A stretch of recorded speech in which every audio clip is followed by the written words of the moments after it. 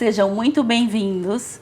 Eu sou Driele Liário e este é o Ponto Feminino.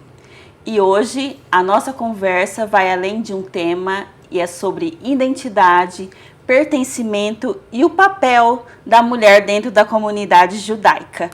Mas também sobre algo essencial: educação, consciência e o impacto do conhecimento na forma como o judaísmo é visto hoje. E para essa conversa nós recebemos Ana Beatriz Prudente Alckmin, escritora, educadora e uma voz ativa na construção do diálogo e da transformação. Ana, além de tudo isso que eu falei, eu acho que tem muita coisa para a gente falar, que você, além de ser uma mulher lindíssima, tem muito conteúdo, além de tudo que eu falei aqui. E eu estou muito feliz de te receber aqui no Ponto Feminino. Eu espero que você se sinta bem, seja muito bem-vinda. Eu estou muito feliz de estar aqui. Acho a TV Judaica um projeto inovador, necessário para a nossa comunidade e fiquei honradíssima com o convite. Estou, assim, muito animada. Que bom.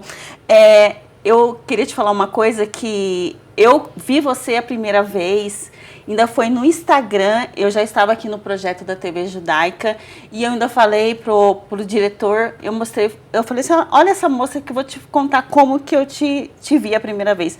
Foi no Instagram, numa foto com o seu esposo, do seu casamento, e eu achei lindíssimo. Falei, nossa, olha que moça linda, como ela, assim, você tem, assim, uma moça da sua cor linda, maravilhosa, assim, bem diferente, e o seu esposo, que ele é ruivo, né? E eu acho que foi assim, eu nem conhecia você dentro da comunidade, o seu papel, todo o seu trabalho que você faz, e eu achei uma beleza lindíssima, foi pela beleza mesmo, assim, que a gente é admirável. E depois que eu comecei a conhecer, entrei no seu Instagram e vi tudo que você faz, o seu trabalho na comunidade, acho que eu comecei a te admirar muito mais. E a gente se conheceu, foi em alguns eventos, isso, né, que eu te entrevistei e estava entrevistando outras pessoas pela TV Judaica. E, assim, foi um prazer e acho que a gente criou uma conexão bem, bem bacana.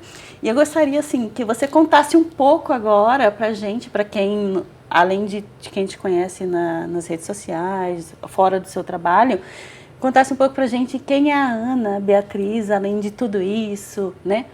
Eu gostaria que você contasse um pouco da sua história. A Ana Beatriz trabalhou muito tempo com branding, né? Trabalhei muito nesse universo das marcas, na área de comunicação, criação de statement, até que num dado momento da minha vida eu resolvi estudar educação. Falei, não, vou para a área da educação. Me formei em educação na Universidade de São Paulo, mas já com o intuito, ser filantropa. Né? Eu queria, naquele momento, dedicar minha vida à filantropia. E foi o que eu consegui. Então, eu me preparei, porque eu acho que fazer filantropia não é só um sentimento. Tem o sentimento, tem o gesto, mas a gente também precisa de preparo para poder, né, apoiar projetos educativos, integrar projetos. Então, eu fui me preparar para me dedicar a uma vida de filantropa. Essa é a minha história. Você sempre teve isso, assim, desde muito nova? Apesar de você ser uma mulher muito jovem, você teve isso, assim, a partir... Foi uma coisa muito sua ou da sua família? Olha, nós temos uma tradição familiar, né? A tia da minha mãe foi a Ana Florença Romão. E o primeiro projeto de educação formal, com foco em cultura afro-brasileira, para crianças no Brasil, foi criado por ela, que foi a Casa de Cultura Afro-Brasileira, que era uma creche enorme que ficava na zona norte de São Paulo. Depois teve uma espécie de uma sucursal, enfim, uma unidade, né? Na zona leste também, né?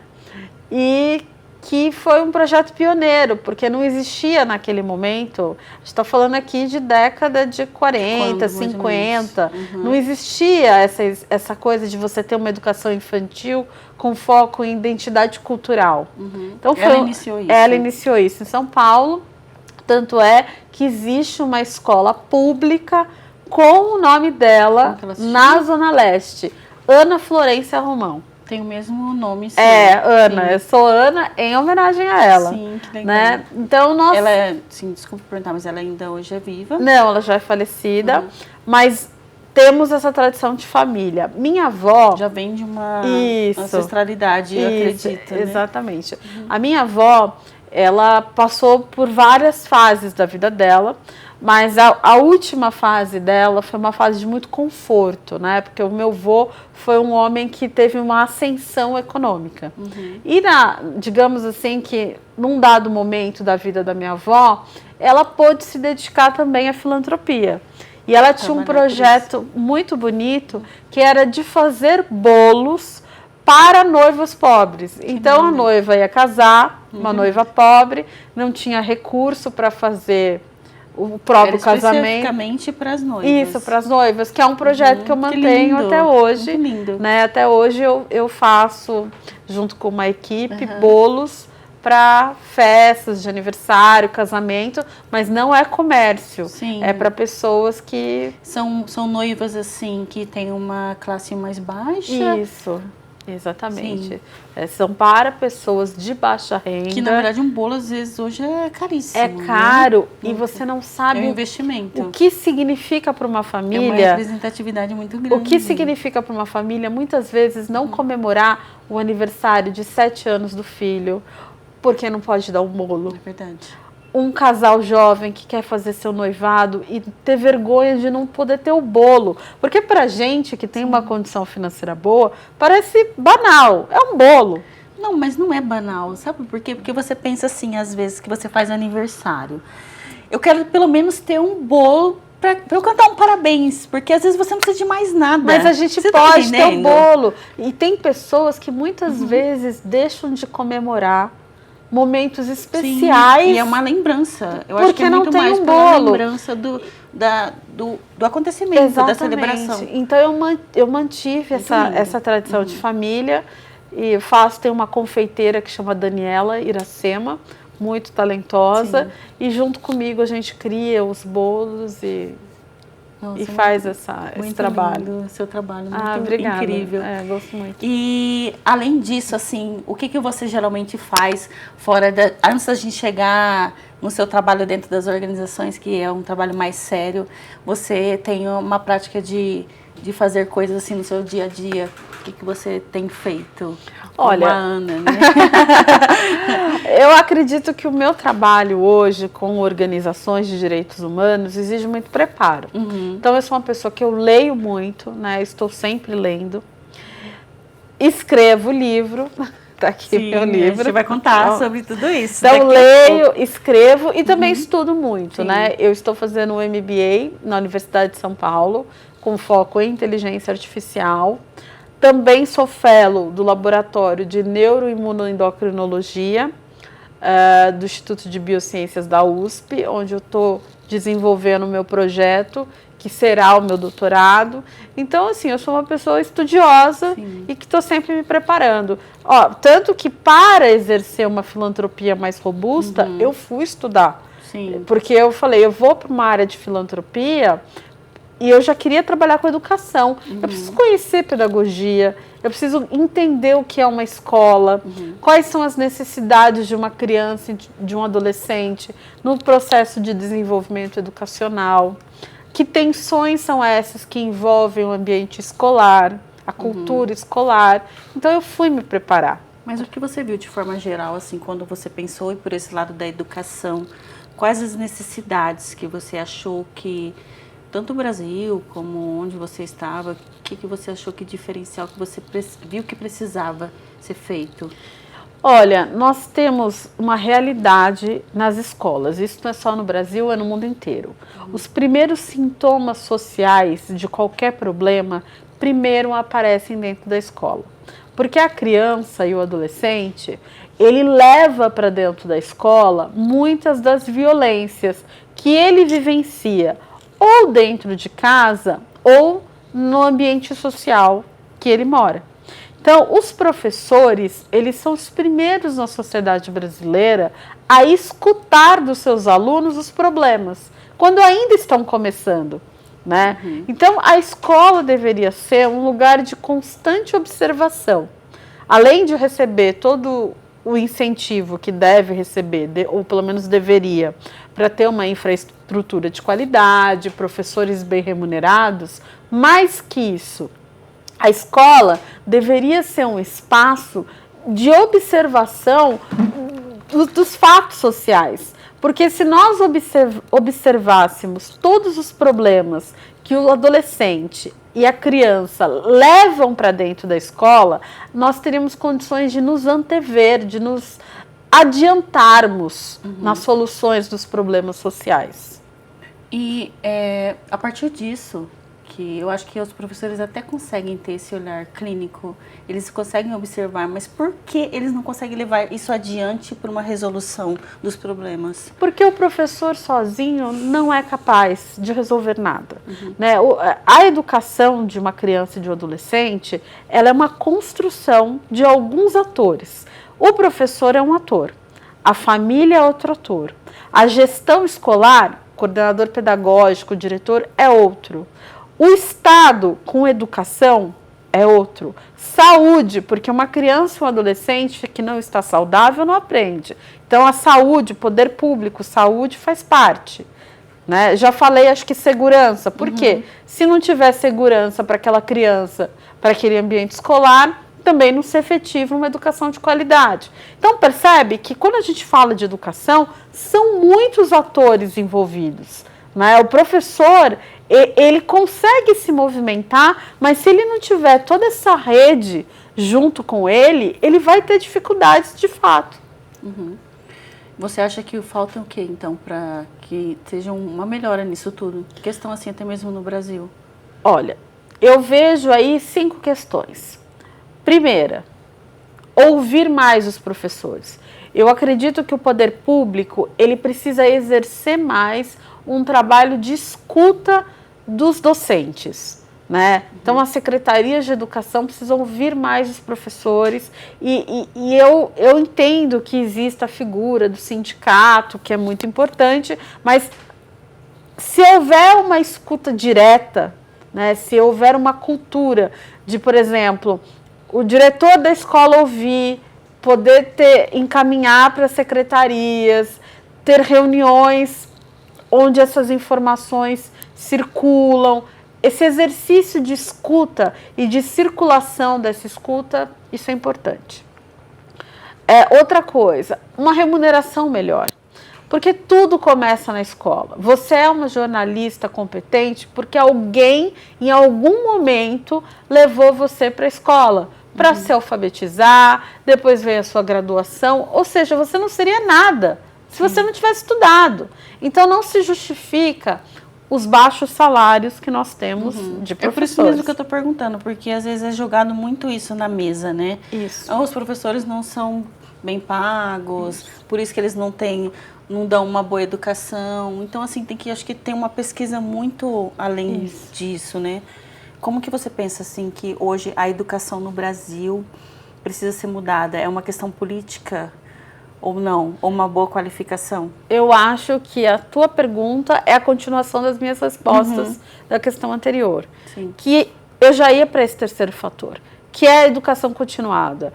Para você ser professor, não basta você ter feito só um curso de pedagogia lá atrás. Exige especializações, reciclagens, capacitações, se possível, um mestrado. Então, assim, a educação continuada do próprio docente é fundamental. E há um outro fator também, que é a valorização da imagem do professor. Muito mais que só aumentar a remuneração, a gente precisa, na própria cultura brasileira, explicar para o povo brasileiro a importância que é ser professor. Por que um médico é um bom médico? Porque ele teve um professor. Por que um político é um bom político? Porque ele teve bons professores ao longo da vida dele. A gente, eu falo a gente me colocando como parte da população brasileira, nós não damos à figura do professor a importância que essa figura tem. E isso faz com que muita gente boa não queira atuar com docência. Mas isso já vem, você não acha que já é de uma educação do lar mesmo, de casa, que o professor não quer educar? às vezes, talvez a criança já chega ali não querendo ouvir, porque eu acho que acontece muito hoje, eles não estão querendo ouvir. Os alunos não estão querendo ouvir os professores. Eu ouço muito porque eu tenho filhos, então, assim, eles não querem nem prestar atenção. Acho que da minha época já. Então, você já tem que chegar ali querendo estudar. Sabe o que eu vejo, Adriele? Uma questão que eu acho que é séria que nós temos no Brasil. Sim. Que eu acho que é o quinto fator que eu já traria aqui para a nossa conversa. Sim. Que é a questão das nossas crianças estarem muito mimadas. Tá? Isso é verdade. Veja bem, é claro que nós temos que investir em diálogos mais horizontais, valorizar os próprios conhecimentos da criança, né? Mas a criança precisa entender que existe sim um professor e que esse professor sabe o que ela não sabe, né? E muitas vezes... Respeito, então. Exatamente. Muitas vezes as crianças e os adolescentes diminuem o professor é humilhado às vezes pelo próprio aluno, isso acontece e muito, esse aluno ele é apoiado pela família, porque quando a escola vai muitas vezes entrar em contato com a família não repreende aquele jovem, apoia o jovem. Ou a própria família às vezes chegam brigando, né, descredibiliza o professor. Então assim, não dá para fazer essa confusão na cabeça de um adolescente ou de uma criança. Se ela está na sala de aula, ela precisa confiar naquela pessoa que está ali falando. Ela precisa acreditar naquele conhecimento que está sendo passado para ela. E as famílias precisam, então, equilibrar. Porque se você vai dentro de casa dizer para o seu filho que o professor dele não sabe nada, a tendência é que seu filho, em sala de aula, diminua aquele professor e nem se abra para aprender. Então, a família precisa dar a contribuição dela. Então, eu diria que o quinto fator que eu traria aí para a nossa conversa é a participação da família nas atividades escolares, mas principalmente o respeito das famílias pela escola. Precisa existir essa relação de respeito. Ana, em relação aos preconceitos hoje que tem aumentado até mesmo na escola, porque antes já tinha o bullying, né? Já é uma coisa assim bem antiga. E hoje já aumentou muitos fatores, acho que tanto pelas informações assim que hoje estão diversas e também as desinformações. Como trabalhar em relação a isso para que isso não se estenda? Veja bem, o bullying é algo muito antigo. Criaram o nome, o conceito, para algo que é muito antigo. Bullying sempre existiu. Sim. O que nós temos hoje são ferramentas que maximizam. Então, uma piadinha de mau gosto que era feita entre duas crianças, ela vai parar hoje no grupo de WhatsApp. Essa criança vai ser filmada. A imagem dela vai circular nos grupos de WhatsApp e às vezes no TikTok. Então, o que acontece? As ferramentas digitais e as redes sociais, elas, quando se juntam com o bullying, promovem o que a gente chama de cyberbullying, que é um bullying através das ferramentas digitais. E isso ganha uma dimensão muito grande, entende? Então, aquela piadinha, aquela brincadeirinha que acontecia na sala de aula e que terminava a aula, e às vezes a criança nem lembrava daquela piada, aquilo ali no outro dia viraliza dentro da escola. Todo mundo compartilhando. Então, as crianças e os adolescentes, eles estão mais expostos. A questão do cyberbullying é realmente uma realidade que nós temos que nos preparar. Porque a rede social não vai deixar de existir. Instagram, TikTok, WhatsApp. O que pode acontecer é uma dessas empresas fundirem com a outra, mudar de nome, mas as redes sociais, elas não vão deixar de existir. E nós vamos ter que adaptar essa realidade e criarmos maneiras de proteger as crianças do cyberbullying. Ana, a nossa conversa está incrível, mas eu vou ter que puxar os comerciais e a gente volta com essa conversa importantíssima com a Ana Beatriz daqui a pouco.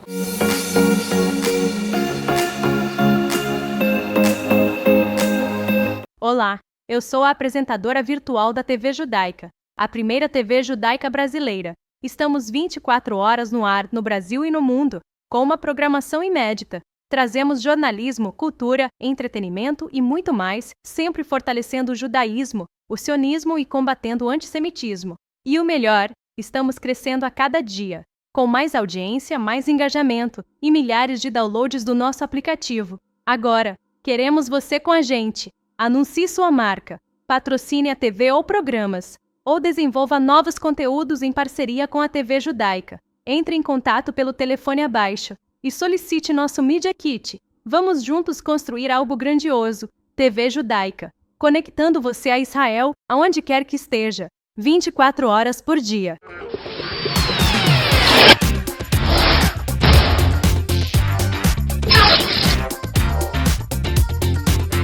Oi pessoal, eu sou a Thaís Nascimento, professora e pedagoga, estou aqui novamente com vocês para abordar hoje o tema da importância dos pais no auxílio da educação e desenvolvimento dos filhos. O interessante é dos pais também darem autonomia adequada, tarefas que as crianças possam realizar sozinhas, ao invés de fazer por eles. Isso ajuda no desenvolvimento de raciocínio, no poder de escolha, no saber falar não no futuro, e não só dentro de casa, mas no social, dentro da sala de aula. Quer saber mais sobre esse universo e como ele pode transformar vidas? Então, me acompanhe aqui na TV PicZap e na TV Aberta São Paulo. E é claro, também estamos nas redes sociais. Siga e fique por dentro de tudo.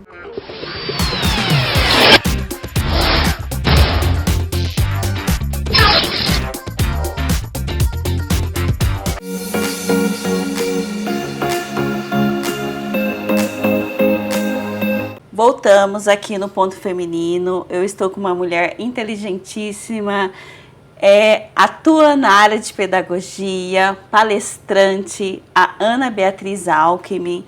E a gente estava conversando aqui sobre educação, né, Ana? Uma conversa essencial. E eu queria que você contasse um pouco para a gente sobre as organizações que você tem atuado hoje na comunidade judaica, e eu não sei também se você trabalha em outras organizações fora da comunidade, né? E eu queria que você contasse um pouco pra gente como que é o seu papel hoje nessas organizações que você tem liderado e a importância de tudo isso.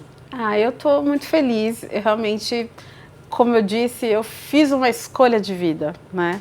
E tenho tido o prazer de ser convidada para contribuir com várias organizações. Então, vamos começar pelo Me Too, né? O Me Too, que é uma organização feminista que tem como atividade receber denúncias de assédio sexual, moral, tanto de homens como de mulheres, né? As vítimas, e faz a intermediação entre a vítima e os aparelhos que vão atender as vítimas e também fornece gratuitamente assistência psicológica e advogado, que é assistência jurídica. O Me Too tem um braço aqui no Brasil, porque é uma organização internacional, que é o Me Too Brasil. E eu tive a honra, o privilégio, de ter sido convidada pela Marina Ganzaroli, que é a presidente do Me Too aqui no Brasil, para ser embaixadora de duas pautas que, para mim, são pautas assim importantíssimas. Que é a pauta climática, então eu sou embaixadora do Me Too para questões climáticas e também embaixadora do Me Too para pautas judaicas. Então, pautas judaicas e questões climáticas. Uma outra organização é a African Jewish Alliance, que é uma organização africana, que é uma união entre judeus e africanos, e inclusive judeus que também são africanos. Ela está nos Estados Unidos, Israel e também no continente africano, de forma diluída, e ela faz um trabalho importantíssimo hoje, que é estudar o fenômeno do terrorismo no continente africano, que na maioria das vezes está ligado a grupos jihadistas. Então ela estuda esse fenômeno, promove debates, né, e denuncia essa triste realidade. Você pode falar um pouco pra gente sobre como que tá essa situação? Posso falar um pouco, sim. Aí, nessa organização, eu sou uma embaixadora na América Latina. Né? Ela não é uma organização presente na América Latina, mas ela tem uma embaixadora na América Latina, que sou eu. No caso, é só você aqui no Brasil. Isso, na América Latina, como um todo. Recentemente, eu publiquei um artigo no Estadão, justamente trazendo um pouco dos conhecimentos que eu tenho, através dos estudos da African Jewish Alliance, sobre terrorismo, né? Que por acaso é maravilhoso os seus artigos, acompanhem todos vocês, porque eu leio todos e é de suma importância. Isso. Essa organização, ela tem mapeado esse fenômeno que é muito hoje recorrente na África. Porque o que acontece? Grupos terroristas do Oriente Médio criaram, então, braços no continente africano. Então, seduziram milícias ou grupos criminosos que já existiam na África, né, e adotaram esses grupos. Então, por exemplo, o Estado Islâmico tem seu braço no continente africano e outras organizações terroristas, né? E esse terrorismo, ele é de fundamentalismo religioso. São grupos que se apresentam como jihadistas, né, uma visão extremista do Islã, né? Eles próprios se apresentam assim. Não eram no passado grupos com esse perfil, mas se tornaram, o que levanta um alerta para o mundo. Porque o que acontece? Eram antes? Eram grupos criminosos. Sim. Né? Assim como aqui no Brasil mas tem que facções. Se aproveitavam devido à situação da população? Isso, eram grupos que executavam atividades criminosas. Assim como aqui no Brasil há facções criminosas. Como que eles começaram a se aliar ao islamismo? Pois é, eles foram seduzidos por esses grupos terroristas. Financiamento? Financiamento. Por esses grupos terroristas do Oriente Médio que começaram a fornecer treinamento, armas, possibilidades diversas, né? E foram seduzidos. Então, eram antigos grupos criminosos que hoje se apresentam como grupos islâmicos, radicais, jihadistas. E esses grupos, eles tacam o terror. Por quê? Eles dominam o território. Eles chegam numa determinada vila, numa determinada cidade e se tornam donos daquele espaço. Eles excluem a presença do poder público. Então, há uma dominação territorial.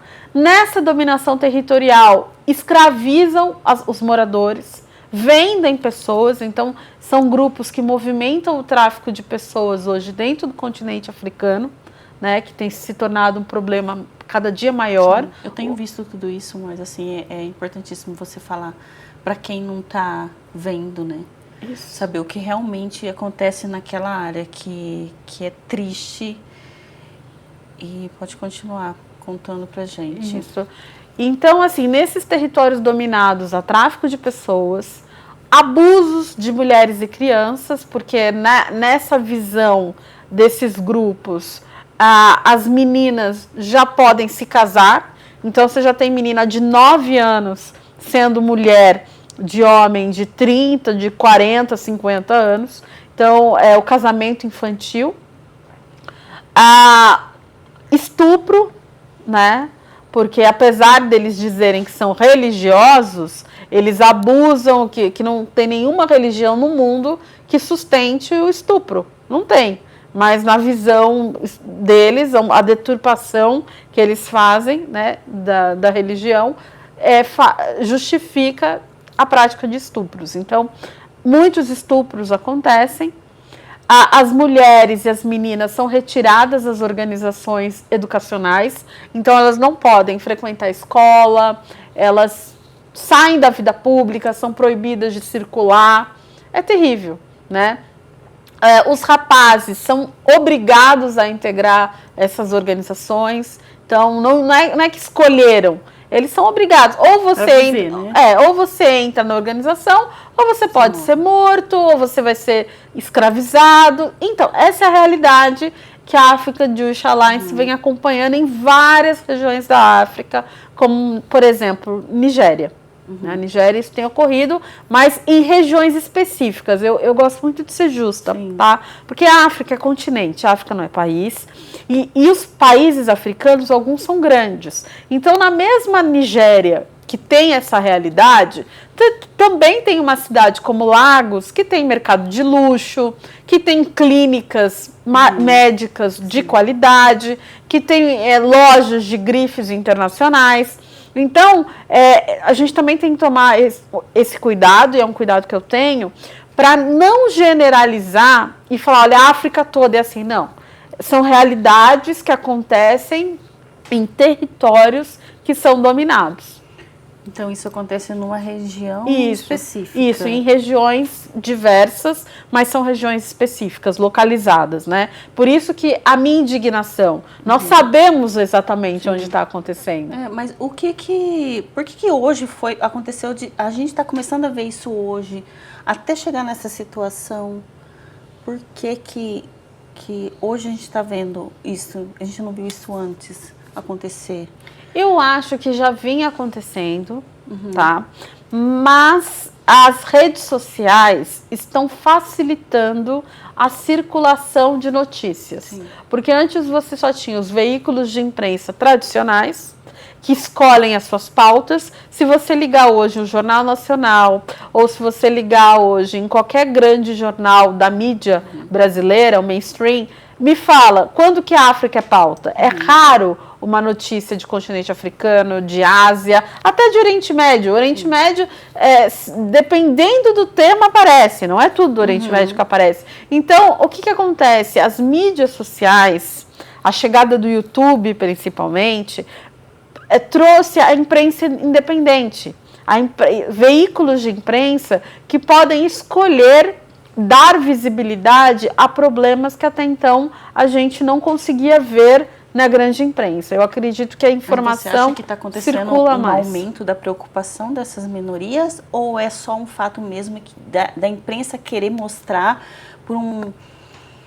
por fato de querer se tornar público, ou se aparecer tudo isso? Qual que é o principal foco nisso tudo? Eu acredito que a imprensa, pelo menos a imprensa segmentadas de nicho, tem falado mais sobre esses problemas por conta de um ativismo de direitos humanos, de organizações sérias que resolveram denunciar. Isso é muito bom. Isso é muito bom. Então, a African Jewish Alliance é um exemplo. E seu papel é isso?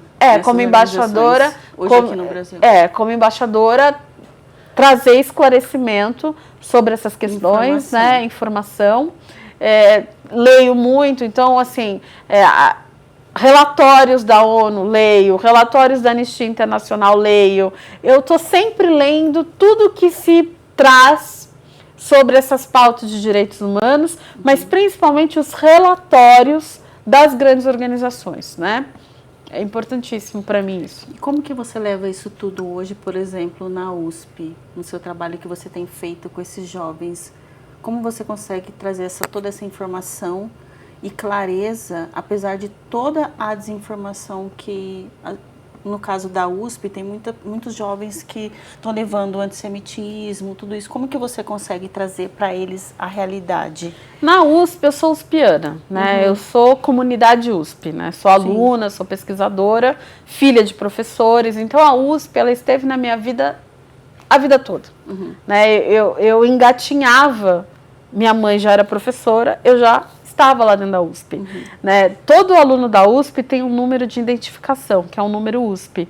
O meu número USP é tão antigo, as pessoas falam, mas peraí, você é muito nova, por que seu número USP é antigo? Porque eu tinha número USP antes de RG. Porque como a minha mãe era professora, eu fui ter número USP antes de ter o RG. Sim. Porque como filha de professor, eu precisava estar identificada para poder usar a estrutura. Então, eu já tinha número USP. Então, por que eu estou dizendo isso para você? Porque a USP ocupa um lugar muito importante na minha vida. Sim. É um lugar onde eu nasci e cresci. Filha de professores, minha irmã já está lá no doutorado, provavelmente vai ser professora. Primos que fizeram mestrado e doutorado na USP. Então, assim, a família está na USP, né? E quando eu percebi um aumento violentíssimo do antissemitismo, como judia, isso me impactou muito. Porque eu percebia que além do racismo, porque o antissemitismo é racismo, além do racismo contra judeus, o antissemitismo ele estava comprometendo a qualidade da própria missão da instituição. Sim. Porque temas que são importantes estavam começando a passar por negacionismo histórico. Então, fatos sendo omitidos, temas que não podiam ser debatidos, tudo por conta de discriminações, né? Eu falei, não, isso está errado. Então, tem o antissemitismo, né? E ele é estrutural. Ele é estrutural. O que eu vi foi um aumento dele, mas ele sempre esteve na universidade. E o antissemitismo, como qualquer forma de racismo, atrapalha a qualidade do ensino, principalmente quando é estrutural. Porque aí você vai promovendo injustiças históricas ao retratar fatos históricos. Então, combater o antissemitismo é uma missão civilizacional. Você não combate o antissemitismo só porque você é judeu. Você combate o antissemitismo porque ele compromete a qualidade do ensino, ele compromete a dignidade humana. Eles focam em outra estrutura que não tem nada a ver com o que eles deveriam estar fazendo ali. Então, eu acho que é importante, por exemplo, se você vai educar sobre o Oriente Médio, se você for uma pessoa islamofóbica, você vai fazer uma leitura muito equivocada de Oriente Médio. Mas se você for antissemita, também. Então, a islamofobia e o antissemitismo, que são duas formas de racismo, comprometem muito a leitura de Oriente Médio. Né? E o mundo é um globo. É um globo. Está tudo muito conectado. Se você compromete a forma como você conta a história do Oriente Médio, você também vai comprometer como você vai contar a história de outros lugares do mundo. E como essas outras partes do mundo também se relacionam com o Oriente Médio, né? Como eu vejo que você leva muito essa diversidade e fala muito disso, até mesmo da diversidade étnica judaica, eu quero que você conte um pouco pra gente o que é. Eu acho que é relacionado muito a isso. Você está levando muito esse trabalho, assim, das diferenças, e eu acho que falta mesmo o entendimento do que é, para chegar a acabar com tudo isso, com esse racismo. Eu acho que falta mesmo o foco no trabalhar nesse entendimento do que realmente é. O que você pensa? Só para finalizar a parte de USP. Sim. Aí, quando eu vi toda essa situação, eu já conhecia pessoas judias que se mobilizavam dentro da universidade, e aí eu resolvi criar a Fraternidade Judaica de Alunos da USP, né? Que é uma entidade estudantil, mas que também tem professores e pesquisadores que participam, que tem como intuito apoiar estudantes judeus dentro da universidade. Então, a gente apoia esses estudantes. Apoia como? Né? Ajudando esses estudantes a vencerem experiências traumáticas que o antissemitismo possibilita. Obviamente, não são todos os estudantes, mas aqueles que fazem parte da nossa rede, a gente consegue. Agora, a sua outra pergunta, que eu já não me lembro mais qual foi. O fato de não entender toda essa diversidade, a diversidade toda essa étnica judaica. Isso. Lembrei. Eu queria que você contasse um pouco assim. Eu acho que é muito importante, porque, veja bem, o mundo, ele tem um estereótipo do que é ser judeu. As pessoas desenharam na cabeça delas esse estereótipo. Esse estereótipo existe, mas ele está longe de ser o todo. Não é o todo. Ele representa um perfil dentro dos múltiplos e muitos perfis de judeus que nós temos na nossa comunidade. A nossa comunidade judaica ela é global. Por quê? Nós saímos da nossa terra ancestral, nós somos povos originários. O judeu é povo originário. Da onde? Do Levante. Então, nós saímos da região do Levante, que é a terra de Israel, e dali nós fomos para o mundo. Por perseguições, por interesses de comércio. O fato é que o judeu, povo indígena do Levante, porque o judeu é povo indígena do Levante, foi para o mundo. E isso é diáspora. Então, nós temos a diáspora judaica na Ásia. Então, tem judeu na China, tem judeu na Índia, em vários lugares da Ásia.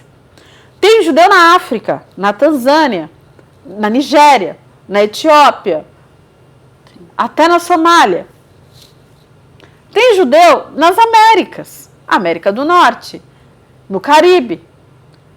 Brasileiros, olha nós aqui, Cone Sul. Totalmente diferentes. Né? Judeu na Europa. Sim. Europa Oriental, Europa Central, Península Ibérica. Ou seja, nós fomos para o mundo. E em cada lugar do mundo onde o povo judeu chegou e se fixou, ali surgiu uma etnia judaica, com traços específicos. Faz parte de uma unidade, faz parte de um povo, de uma nação judaica, mas etnias judaicas com características muito específicas surgiram nesses lugares, né? Tanto é que Israel recebeu, semana passada, eu acredito, judeus vindos da Índia. E uma etnia específica de judeu da Índia. Porque não é só uma etnia judaica que é na Índia. Há mais de uma. Acho que são 3 ou 4. Então, essa é a riqueza do nosso povo. Aí eu vou falar para você, desenha um judeu numa folha de papel. Qualquer figura humana que você desenhar pode ser um judeu. Sim. Do ponto de vista estético, fenotípico. Porque nós somos coloridos. Nós somos um povo diverso, colorido, mas que temos elementos de unidade, como a Torá, como hebraico, como uma terra ancestral, que é Israel e tal. Mas é aí que entra a pergunta que eu tinha te feito. Será que o princípio de começar a acabar todo esse preconceito, esse racismo, não é começar a entender toda essa diversidade, tanto judaica como humana? Sim, né? Humana. É isso que eu falo.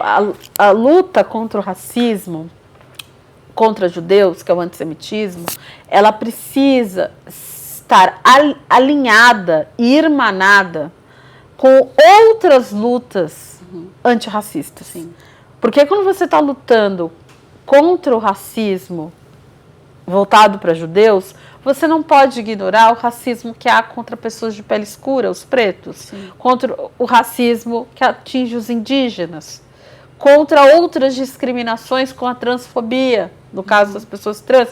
Então, o que eu estou dizendo? A luta contra as discriminações é uma luta civilizacional. É uma luta do que nós somos como sim, seres humanos. Porque já vem desde lá de muito, muito antigo. Nós não podemos normalizar que uma pessoa receba um tratamento inferior porque ela é de uma determinada cor ou de uma determinada religião, porque ela nasceu num determinado país, porque ela fala um determinado idioma, porque ela tem uma determinada orientação sexual. Nada disso pode justificar uma doença, né? Porque a gente sabe que pessoas que são portadoras de doenças específicas também sofrem discriminações, sim, até isso existe, né? Então, nós não podemos aceitar isso. Não, então, a luta contra o racismo, contra o antissemitismo, ela deve ser uma luta de todos.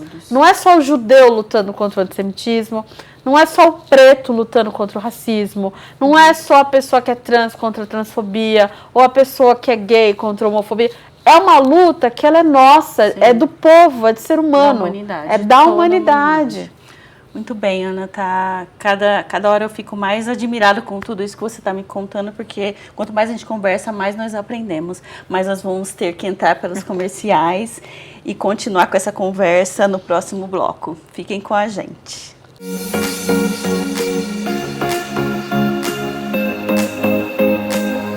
Para não ficar de fora e poder assistir 24 horas por dia a TV Judaica, baixe agora mesmo o aplicativo em seu celular, disponível na App Store e Google Play. E assista também em sua Smart TV, direto da loja de aplicativos do seu aparelho, totalmente gratuito. TV Judaica, a primeira televisão judaica brasileira.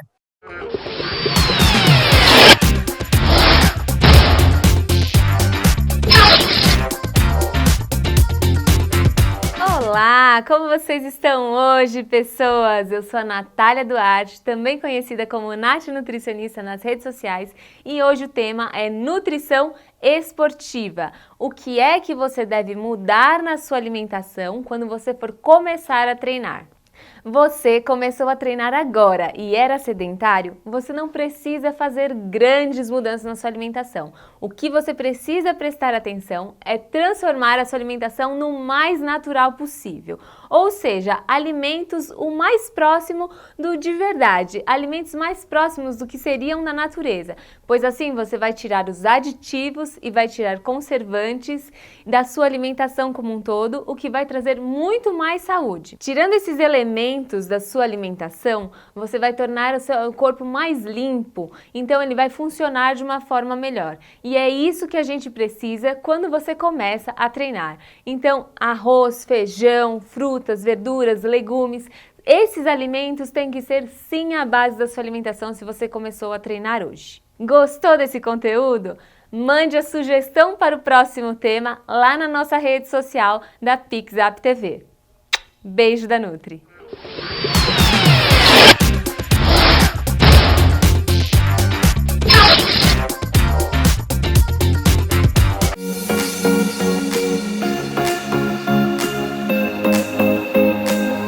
Retornamos aqui no Ponto Feminino, diretamente da TV Judaica, e hoje eu estou com uma mulher incrível, a Ana Beatriz Prudente Alckmin, escritora, palestrante, que atua em várias organizações dentro da comunidade judaica e faz um trabalho incrível. Obrigada. Ana, Obrigada. essa nossa conversa está imprescindível, maravilhosa.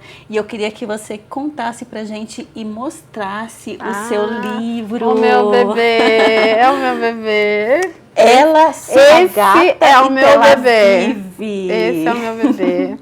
Você tem trazido ele nos eventos, em todas as suas palestras, e mostrado. E conta pra gente todo o conteúdo que tem nesse seu projeto, nesse seu trabalho lindíssimo. Esse aqui é um livro de literatura judaica. É uma literatura judaica universalista, porque apesar de tratar de temas que são temas judaicos, esse livro também traz reflexões que servem para qualquer pessoa, reflexões que também são de questões humanas, como, por exemplo, como enfrentar o luto, né? Os dilemas que os pais têm na criação dos filhos. Ou seja, mesmo que seja um livro que traz cultura judaica, ele traz questões que qualquer ser humano na sua vida, na vida familiar, enfrenta também. O que, assim, exatamente te influenciou quando você pensou em escrever esse livro? Eu escrevi esse livro porque eu não encontrei nenhum livro que fosse como esse. Essa é a verdade. Sério? Eu queria um livro judaico que trouxesse o protagonismo de judeus asiáticos, de judeus pretos, que tratasse da pluralidade do povo judeu, porque uma das coisas que eu mais me orgulho de ser judia é que quando nós temos dois judeus conversando, nós temos três opiniões. Então nós somos o povo do diálogo e essa riqueza da pluralidade de opiniões, de posicionamentos, eu ainda não tinha encontrado uma história judaica que trouxesse essa pluralidade.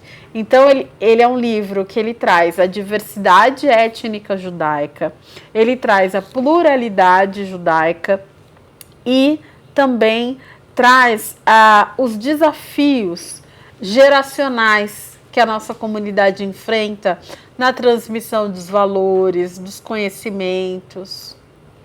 Então, quem comprar esse livro vai encontrar tudo isso. E aonde a gente pode encontrar? Esse livro lindo aqui, meu filhotinho, ele está na Livraria da Vila, nos principais shoppings de São Paulo, Shopping Higienópolis, Shopping Center Norte. Então, os principais shoppings de São Paulo que tem Livraria da Vila, tem esse livro maravilhoso. No site da Amazon também é perfeitamente possível comprar e no próprio site da editora.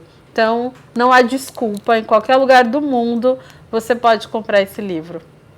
Conta pra gente alguma história, assim, especificamente que nos convide a lê-lo. Olha, é muito interessante porque a personagem do livro, a Margot, ela faz uma viagem até Tel Aviv e nessa viagem ela vai convivendo com todos os tipos de judeus que você possa imaginar. Ela conhece um judeu chinês na história, e também não só judeu, ela conhece uma família palestina com a qual ela convive. Então, assim, o livro, ele traz também uma Israel real, né? Ele é um livro que ele não traz uma Israel só idealizada, né? Aquele imaginário do que é Israel, não. Como que Israel é de fato? Se eu for hoje a Tel Aviv e tirar uma foto da cidade de Tel Aviv, das pessoas, o que eu vou encontrar? Tá aqui. Ele é um livro realista, ele é um romance, ele é uma novela, mas ao retratar a sociedade, eu busco trazer um pouco da realidade, né? Eu não inventei uma sociedade que não existe. Eu busquei elementos na própria realidade para contar uma história. E ela é a protagonista. Você se vê como ela? Olha, eu acho ela interessantíssima, Margot, que é a personagem, que por sinal, ela chama Margot em homenagem a uma sobrevivente do Holocausto, que chama Margot. Nossa, profundo, chega profundo, a arrepiar. Foi por isso que eu dei esse nome, eu batizei a personagem de Margot. Ela é belíssima, interessantíssima, vale a pena. Olha, quem lê o livro vai falar, quero conhecer a Margot. Mas a Margot não existe, gente. A Margot é um personagem, ela é uma criação, eu sou uma criadora, eu sou uma escritora de ficção. Pode ser que de forma inconsciente eu tenha trazido um pouco de mim para Margot? Talvez, mas eu tenho quase certeza de que ela é uma criação muito genuína. Maravilhoso. Eu quero ler, com certeza, esse livro.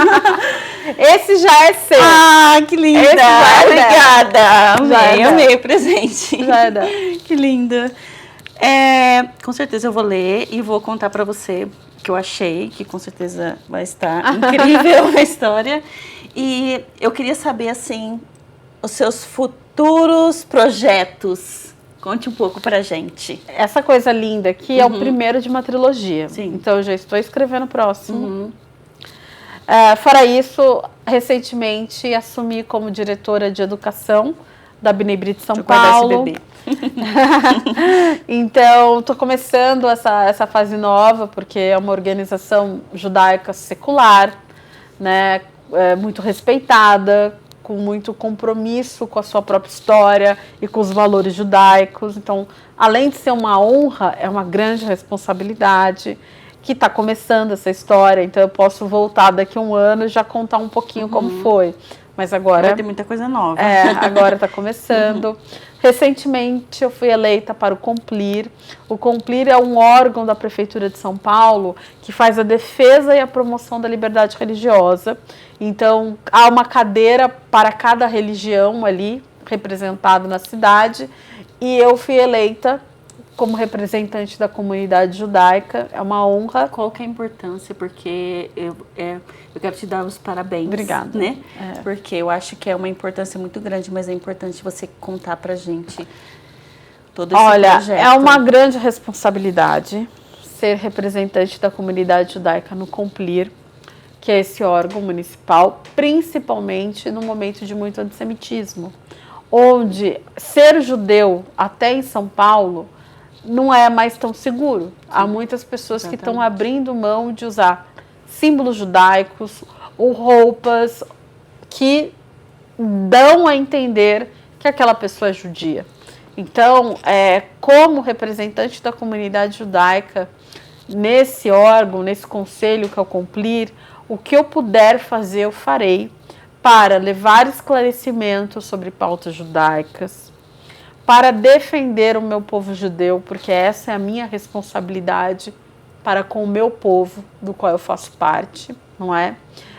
Espero contar com as nossas maravilhosas entidades da comunidade, porque sozinha a gente também não consegue fazer tudo. E sei que eu vou enfrentar muita dificuldade, porque se há uma onda, e ela existe, de antissemitismo, aqueles que se expõem sentem, né? E com certeza eu vou ter momentos de ódio, que eu vou receber ódio, vou receber agressões, mas eu estou muito preparada para estar firme na defesa do judaísmo, no direito do povo judeu exercer a sua identidade. E o que você acha da importância de você, sendo uma mulher, trabalhando em todas essas causas, qual que é o diferencial e a importância mesmo de levar tudo isso hoje no mundo em que nós vivemos? Eu acho que o meu diferencial é a minha busca constante pelo diálogo intercomunidades. Eu nunca fui uma pessoa fechada na colônia judaica, né? Eu sempre vivi para fora também da nossa comunidade, sempre procurando estabelecer pontes de diálogos com outros grupos culturais, com outras etnias, né? E eu acredito que nesse momento de aumento do antissemitismo, essa minha capacidade de diálogo intercomunidades vai ser de grande valor. Você já pensou em algum momento da sua vida em trabalhar alguma causa política? Você quer dizer um cargo político? Um cargo. Não, nunca pensei, continuo não pensando. Eu não tenho nenhuma pretensão de ser candidata a vereadora, deputada. Muito obrigada. Eu deixo para mulheres maravilhosas que estão aí já fazendo muito bem esse trabalho. O meu trabalho é comunitário, meu trabalho é de filantropia. E eu acredito que nesse momento, como educadora que sou, estar num conselho como esse da prefeitura, onde eu vou estar ao lado de outros representantes de outros segmentos religiosos, eu vou poder educar sobre quem somos como judeus, porque há um desconhecimento também, né? É importante que lideranças de outros segmentos religiosos conheçam mais a diversidade, a pluralidade, a história, quem somos, o mundo judaico.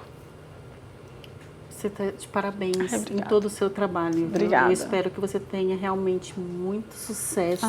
E com espero certeza, no que você precisar, TV Judaica, tanto eu, né, no Ponto Feminino, que você precisar, aqui a gente estará sempre com as portas escancaradas para você. Obrigada. Em todo o seu trabalho, porque é realmente admirável. E onde que o público pode te encontrar? Olha, no meu humilde Instagram, @AnaPralk, @Ana, PRALCK, Pralk. Estou lá e também publico artigos na Folha de São Paulo, no Estadão, na revista Fórum. Eu estou sempre procurando participar do debate público, porque eu acredito que é uma missão, educação, né? Não existe educação sem comunicação. Eu sou uma educadora, então estar nos espaços de comunicação como esse aqui é importante. Muito obrigada por aceitar o nosso convite. Obrigada. Eu acho que hoje eu já saí aprendendo muito mais. Que bom. Daqui. E eu aprendi muito, assim, Brielle, jornalista, esposa, empreendedora. Muito obrigada. Então, eu estou saindo daqui muito iluminada. Então, agradecer muito luz também, acho a que vocês. A sua luz irradiou seu marido. aqui. Olha, eu aprendi muito com vocês. Foi um prazer imenso. Foi um prazer. Muito obrigada. Eu espero que você retorne obrigada. aqui ao nosso programa. Espero ter novidades para contar. Sim, eu espero que vocês todos tenham gostado desse programa lindíssimo que a gente acompanhou aqui com a Ana. Falar sobre judaísmo é falar sobre história, identidade e memória. Mas também é falar sobre responsabilidade de educar, explicar e transformar. Porque quando o conhecimento entra, o preconceito perde totalmente o seu espaço. Muito obrigada pela presença aqui no Ponto Feminino. Eu sou Driele Liário. E este foi o nosso encontro. Não esqueçam de baixar o aplicativo da TV Judaica e acompanhar toda a nossa programação. Até o próximo programa.